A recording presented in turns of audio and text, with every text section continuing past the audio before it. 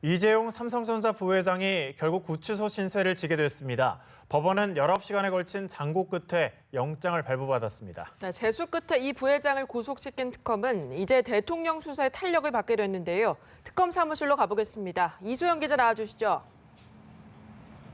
네, 이재용 삼성전자 부회장이 결국 구속됐습니다. 오늘 새벽 5시 30분쯤 영장이 발부됐는데요. 영장 심사 결과를 기다리며 서울구치소에서 대기하던 이 부회장은 결국 나오지 못하고 그대로 그곳에 머무르게 됐습니다.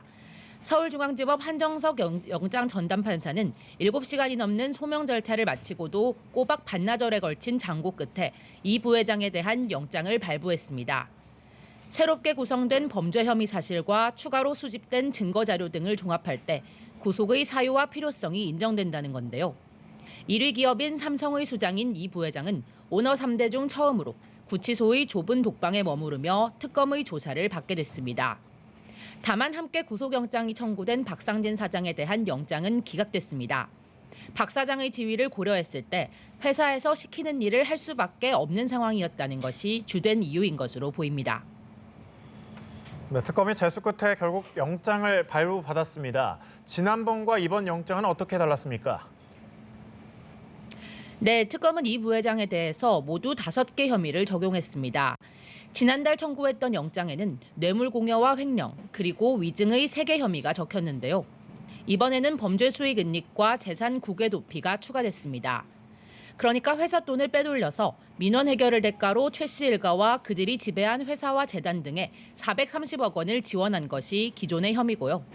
이 과정에서 당국에 신고 없이 돈을 외국으로 보냈으며 지원 사실을 숨기려고 했다는 사실이 추가됐습니다.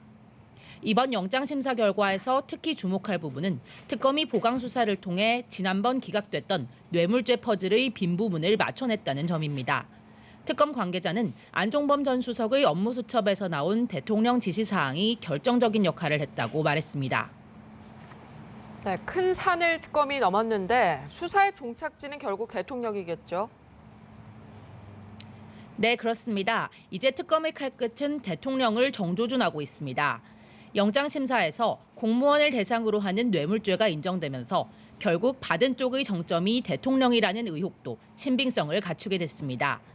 특검팀은 이 부회장의 신병을 확보하며 상당히 유리한 고지를 점하게 됐는데요. 이 부회장이 수사에 협조할 경우 대통령 뇌물죄 수사는 더욱 탄력을 받을 것으로 보입니다. 하지만 11일밖에 남지 않은 수사 기간은 걸림돌입니다. 대통령이 상당히 불리한 상황에 처한 만큼 수사 기간이 끝나기까지 대면 조사를 거부하며 버티기에 나설 수 있다는 관측인데요. 특검은 일단 황교안 대통령 권한대행에게 수사기간 연장 신청서를 제출하고 결과를 기다리고 있습니다. 지금까지 특검 사무실에서 연합뉴스TV 이소영입니다.